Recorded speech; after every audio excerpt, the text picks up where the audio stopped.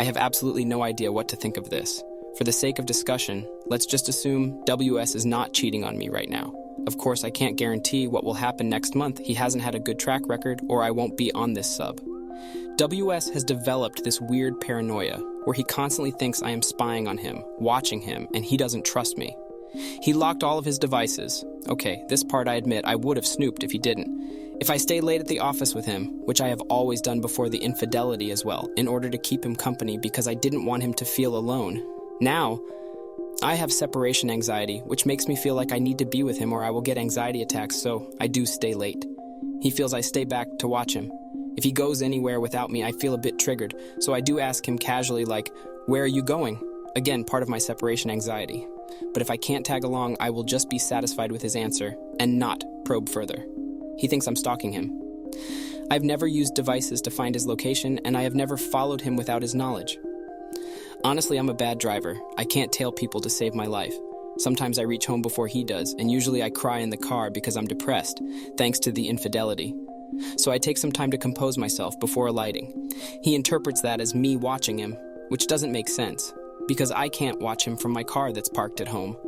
If I did want to watch him, then I would have been driving behind him and tailing him everywhere he goes, not driving ahead of him and parking my car at home and sitting in my parked car. When we had some argument on this earlier, I was saying I needed proper acknowledgement on the infidelities. He asked me if I was recording, which is also such a ludicrous idea. Obviously, my trust levels in him aren't high either, but I feel kinda insulted at his paranoia, and I'm not sure how to go about it. Anybody able to help out, pretty please? It sounds like you and WS are dealing with a lot of trust issues and anxieties stemming from past infidelities. Here are some pieces of advice for you both to consider. 1. Open and honest communication. Initiate a calm and honest conversation with WS about your feelings and his paranoia. Listen to each other without confrontation and try to understand each other's perspectives. 2. Professional help. Consider couples therapy or individual therapy to work through trust issues and anxieties. A trained therapist can provide guidance on rebuilding trust and managing separation anxiety effectively. 3. Establish boundaries and rebuild trust. Define clear boundaries in your relationship and give WS the opportunity to earn back trust through consistent actions that demonstrate commitment and transparency. Rebuilding trust takes time and patience from both partners. 4. Self-care and patience. Focus on your own well-being by managing your separation anxiety through self-help techniques or therapy. Be patient with each other and understand that healing is a gradual process. Support each other in the journey towards a healthier and more trusting relationship. If issues persist, consider seeking professional assistance. Remember that healing and rebuilding trust takes time and effort from both parties. It's essential to be compassionate, understanding, and willing to work together to overcome these challenges.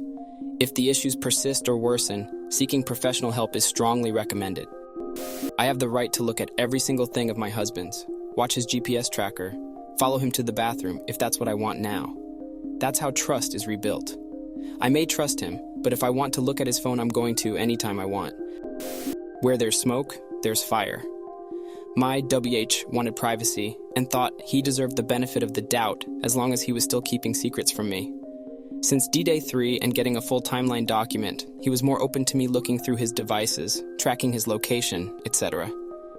Maybe your WH is dealing with some other issue, but to me his behavior is a red flag. Either he's hiding something, he's still in a selfish mindset, or both.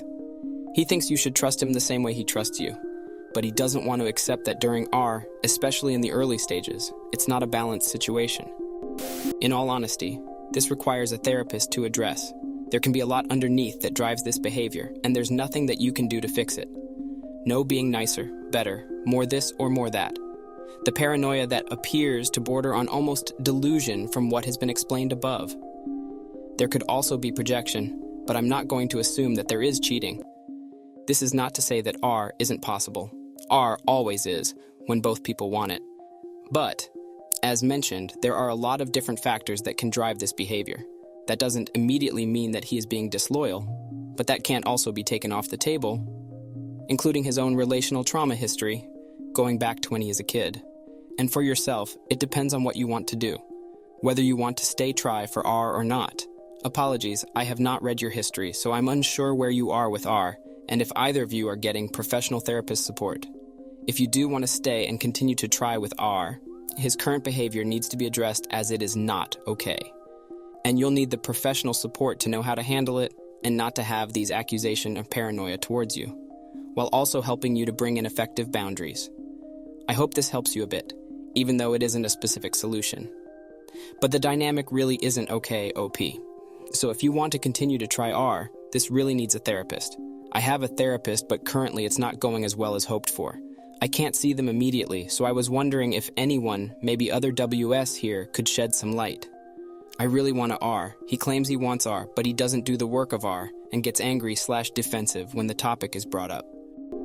I'm 17F, and my 18M cheated on me with my stepmom.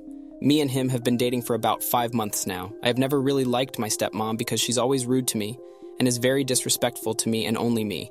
I brought my BF over last weekend to meet my family, and of course, my stepmom was there.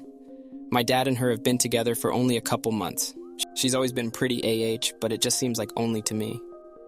I've told my dad about this, but he would just shrug and tell me that it was my imagination. My BF has never met my family before, and everything was going pretty well. Until later in the day when I would overhear a conversation my BF and stepmom were having. My stepmom was clearly flirting with him, touching his arm, being super close to him.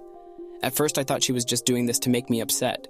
My BF didn't really do anything about it and kind of just stood there awkwardly. I brought this up to her and asked why she was being so weird with my boyfriend. She would jokingly say, "He's super cute, you picked a good one." Later this week, me and my boyfriend were hanging out at his house. He went to the bathroom and I noticed his phone going off. I picked it up and saw some text between a number that he didn't have saved. I have Face ID on his phone. I looked at the text and saw inappropriate pictures of him. I was clearly upset that I just caught my boyfriend cheating. What I didn't expect to find pictures of my stepmom on his phone as well. What the actual duck? I literally bawled my eyes out and asked why he would do this to me and my dad. He didn't say much and just sat there watching me cry. My dad doesn't know yet, and I don't know how to bring it up to him. TLDR. My 18M BF cheated on me with my stepmom.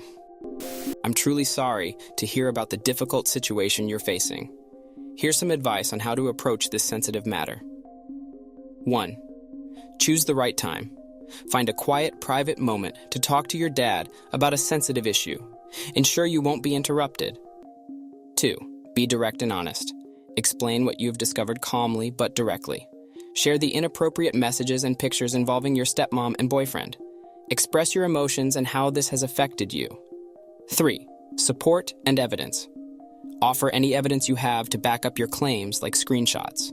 Encourage your dad to seek legal advice if necessary. 4. Prioritize your well-being. Remember to take care of your emotional well-being throughout this process. Be prepared for different reactions from your dad and consider your own feelings and what you want from your relationship with your boyfriend moving forward. Remember that you've done nothing wrong, and it's crucial to prioritize your own well-being and emotional health during this challenging time. Leave your BF and tell your father there isn't really anything else you can do or should do about it. How do I bring it up to him, though? Good question. First of all, do you live with your BF or your father? I live with my father yet now, but was planning on moving in with my BF in the fall. If your father and stepmom aren't always together, work or something else, I would tell him while she's away, preferably with evidence. You should dump the guy and tell your dad. For proof, keep the text exchange between them handy. Also, knowing that your boyfriend did this within few months of dating indicates how he never probably took the relationship seriously or even planned on being sincere in it. Again, the fact that your stepmom married your dad few months being together is another red flag. It seems like she is only there to reap benefits out of them. You and your dad need to escape these two creatures ASAP. Damn, dump the guy, tell your dad. I'll say from the boy's point of view, it doesn't take much to get a teenage boy excited. Did they actually have something physical going on? In other words, if the stepmom made a move, almost guarantee the BF jumped in. Sorry to say that, but prob the case. Mine wasn't quite this bad, but when I came home from first year of college, I got attention from one of the neighborhood moms and, yeah, I didn't stop things from happening, but I wasn't cheating on anyone by doing it. Worldwide comments of the day. The best revenge you can take on a cheater is growing and improving. Be the best version of yourself and let them regret doing you dirty. Story 1. She still calls what she did a mistake. That's why I know the moment she gets into a relationship, she'll do it again. Once a cheater.